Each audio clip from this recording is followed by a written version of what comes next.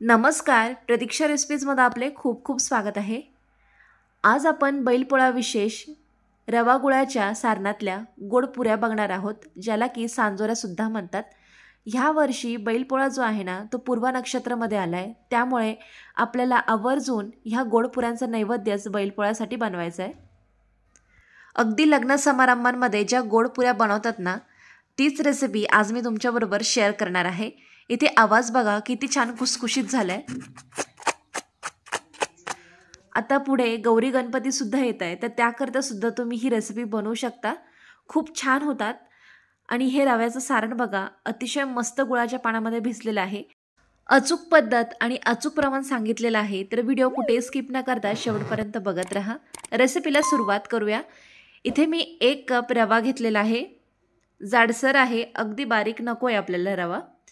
आता सर्वात अगोदर ना रवा कढईमध्ये टाकून आपल्याला भाजून घ्यायचा आहे. गॅसची जी आच आहे ना ती मंद ठेवलेली आहे. यामध्ये तेल तुपाचा काहीच वापर न करता तसंच आपल्याला रवा भाजून घ्यायचा आहे. एकसारखा सतत हलवत बघा, रवा छान आता फुलल्या गेला आहे, रंगसुद्धा याचा बदलला आहे. हलकासा आता बदामी रंगावर आला आहे, फार जास्त लालसर होऊ द्यायचं नाही. आता इथं परफेक्टली रवा भाजला गेलेला आहे. एका भांड्यामध्ये ना हा काढून घेते थंड होण्याकरता. आता आपल्याला इथे गुळाचं पाणी करून घ्यायचं आहे रवा भिजवण्याकरता. 1 वाटी रव्याकरता पाऊण वाटी चिरून घेतलेला गुळ आहे किंवा बारीक किसणीवर किसून घेऊ शकता, त्याने पटकन पाण्यामध्ये विरघळतो. आता एका भांड्यामध्ये काढून घेतला. यामध्ये त्याहीपेक्षा कमी आपल्याला पाणी लागेल. म्हणजे जर 3 भाग ह्या कपमध्ये गुळाचे भरले ना, तर 1 भाग आपल्याला पाणी पाहिजे. तर खाली कपला जी लाईन होती ना, तेवढंच पाणी यामध्ये मी घेतलेलं आहे. आणि हे पाणी कोमट गरम बिलकुल करायचं नाही आहे. जे नॉर्मल टेम्परेचरवरचं थंड पाणी असेल ना, त्यामध्येच आपल्याला गूळ वितळून घ्यायचा आहे. जर तुम्ही हे पाणी गरम केलं ना, तर याचं सारण योग्य होणार नाही आणि जास्त दिवस या सांजोऱ्या किंवा पुऱ्या टिकणारसुद्धा नाही, लवकर खराब होतील. आता गुळाचं पाणी चांगलं तयार झालं आहे. गाळून आपल्याला रव्यामध्ये टाकून घ्यायचं आहे. गूळ चांगला वितळून घेतला आहे आणि इथे अर्धा चमचा मी वेलची आणि सुंठ सोबतच जायफळाची थोडीशी पूड घातली आहे. वेलची पावडर यामध्ये जास्त आहे आणि जायफळ आणि सुंठ पावडर अगदी चिमूटभरच आहे. आता मिक्स करून घेते. बघा एकजीव झाले रव्याबरोबर मिश्रण. आता हे पातळसर दिसते. मुख्य म्हणजे हे मिश्रण जे आहे ना, ते एकदा पुऱ्या करण्याच्या आदल्या दिवशीच करून घ्यायचं किंवा 7-8 तास तरी अगोदर आपल्याला करून घ्यायचं. म्हणजे रवा छान भिजला जातो, सारण मस्त होतं. झाकण ठेवून रात्रभरासाठी हे सारण मी भिजून दिलं आहे. रवा खूप छान भिजला गेला आहे गुळाच्या पाण्यामध्ये आणि सर्व गुळाचं पाणी जे आहे ना, ते रव्याने शोषलं गेलं आहे.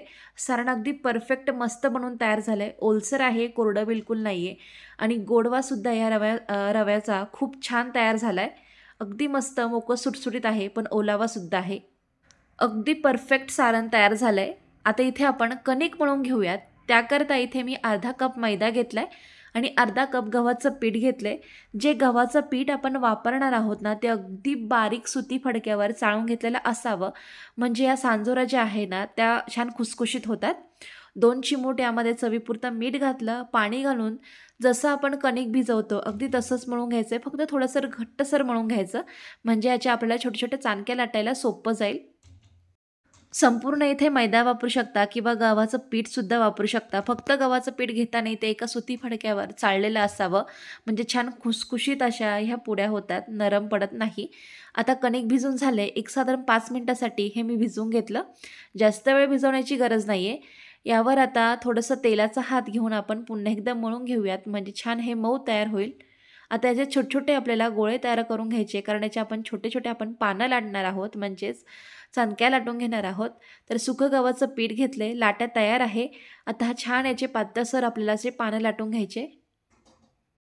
उलटपलट करत सुकं गव्हाचं पीठ लावत छान असं हे पान मी लाटून घेतलेलं आहे. पातळसर लाटायचं आणि सर्व लाटून आता इथे म्हणजे 5-6 पानं मी तयार करून घेतले. म्हणजे एक सोबत मला ह्या पुऱ्याचं सारण भरून पुऱ्या तयार करता येईल. आता साधारण एका पानावर 1 ते 1.5 चमचाभर सारण मी असं पसरून घेते. व्यवस्थित गोल आकारामध्ये पसरून घ्यायचं, कडेला जाऊ द्यायचं नाही. इथे कडेला आता मी दूध लावून घेते थोडंसं, किंवा निम्मं दूध आणि निम्मं पाणीसुद्धा घेऊ शकता मिक्स करून. असं दूध लावून घेतलं की यावर दुसरं पान टाकायचं आणि कडकड आता याची आपल्याला दाबून घ्यायची आहे. कुठेही दाबायचं ठेवायचं नाही. व्यवस्थित कडेने बंद करून घ्यायची. त्यानंतर अशा फिरकीच्या मदतीने हे मी कापून घेणार आहे. तुम्ही चाकूनेसुद्धा गोलाकारामध्ये कापून घेऊ शकता. आणि याची कडा जी आहे ना, एक्स्ट्राचं पीठ ते काढून घेतलं आहे. त्याचं पुन्हा तुम्ही अशा ताबडतोब लाटा जर बनवलं ना, तर सोप्या पद्धतीने लाटा तयार होतात. पीठ कडक होऊ द्यायचं नाही. तर बघा, खूप छान मस्त अशी सारण भरून ही पुरी तयार आहे तळण्यासाठी. एक साधारण पुऱ्या तयार करून जर अर्धा तास तुम्ही जर अशाच ठेवल्या ना वाळवत, त्या जर सुकल्या ना हवेशीर, तर छान अशा खुसखुशीत कडक होतात तळल्यानंतर. एकदा ही टीप तुम्ही ह्या रेसिपीसाठी नक्की करून बघा. आता इथे तुम्हाला दुसरीसुद्धा एक पुरी मी भरून दाखवते. भरपूर सारण भरलं की खूप छान लागतात खायला. गुळाचं प्रमाण अगदी योग्य आहे रेसिपीसाठी. जर तुम्हाला आणखी गोड आवडत असेल तर गूळ जास्त वापरू शकता. पुऱ्या तयार आहे. तेलही गरम करून घेतलं आहे. तेल मध्यम आचेवर मध्यमच तापलेलं असावं. अति तापलेलं तेल नको, नाहीतर चटकन ही जी पुरी आहे ना ती लालसर होते. आतमध्ये मात्र व्यवस्थित तळल्या जात नाही. थोडीशी वेळ देऊन छान खमंग खुसखुशीत अशी आपल्याला ही पुरी तळून घ्यायची आहे. उलटपलट करत छान बदामी सोनेरी रंगावर ह्या पुऱ्या मी इथे तळून घेते. छान खमंग खुसखुशीत तयार झाल्या ना तर अगदी महिनाभर सुद्धा ह्या पुऱ्या टिकतात.